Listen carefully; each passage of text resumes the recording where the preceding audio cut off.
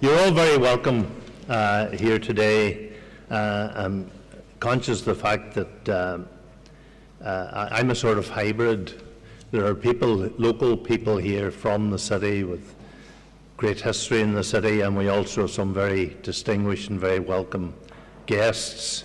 As I say, I'm not from the city, but I've been here so long, I feel part of the place. And it's a great honour and privilege for me today to welcome you here as both the outgoing chair of the Family Justice Centre board and now the official patron of the whole venture. As I say, I'd served on the board which had a development role for the centre, and for me, it all started in April 2015 when I accompanied Mary Brown from Foyle Women's Aid, ourselves and Karen O'Leary, solicitor in the town. Sorry, I've got into that habit of saying the town, like the local solicitors. We went over to San Diego to, I think, what was then the 15th annual Family Justice Conference of the Family Justice Alliance over there. We saw the San Diego Family Justice Centre. We met with Casey Gwynn and Gail Strack and lots of other fine people who showed us how the centre worked and what the point of it was. And Mary, of course, already knew all about this, and that was the point of the visit. And it was her idea that this city could become the first, certainly on these islands, to have a family justice centre, and the willpower was there, and anyone who knows Mary will understand what I mean by that. And today is the fruition of all those efforts by so many people. I mean, so many people, I'm not going to even try to name them, collaborated with Mary and have worked so hard to get us to where we are today. And what I encountered as a judge many years ago, I've been in this city sitting almost 20 years, and a few years before that as well in other areas, was that victims who had not yet become survivors of domestic abuse had the same problem. Where did they go? How did they escape?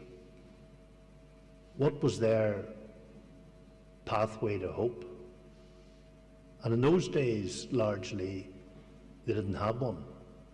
The only organisation really that could help in any meaningful way was Women's Aid. And if someone could get and make contact with a Women's Aid caseworker, well, then they had a chance. But Mary had the idea, based on the family justice centres in America, why not have a focal point for that? And again, one of the things that survivors would tell you now is, even when you get to that point where you make up your mind, I'm leaving this relationship, it's an abusive, toxic relationship, I have to get out and I have to get maybe my children out as well. It's all the obstacles that were in your path.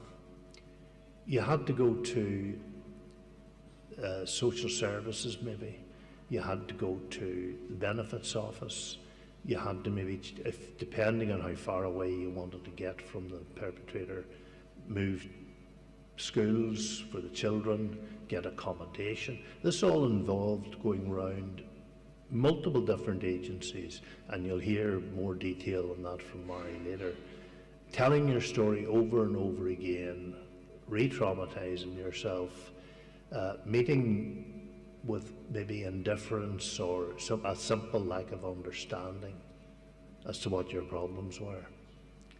And all this was almost designed to defeat the person trying to escape and trying to find a pathway to hope.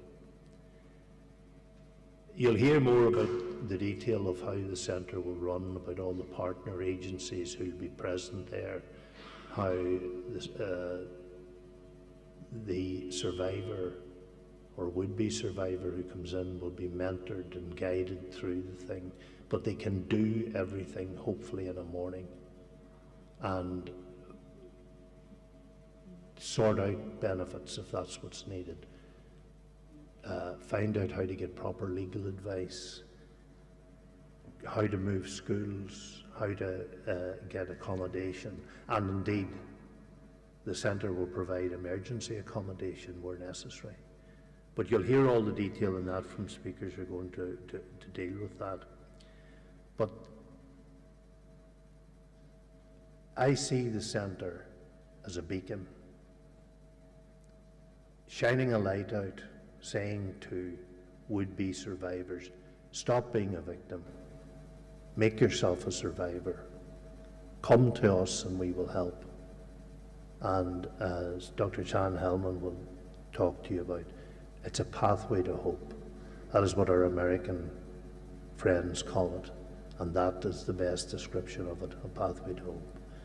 So, as I say, once again, you're all very, very welcome here today, and I hope you all learn about what the centre is going to do and how it's going to work. But I'm just so pleased to see that it is finally opening, and I hopefully will have a few more years where I can see it working at close quarters. It's only down the street from me, so I'll not be a stranger. Thank you very much.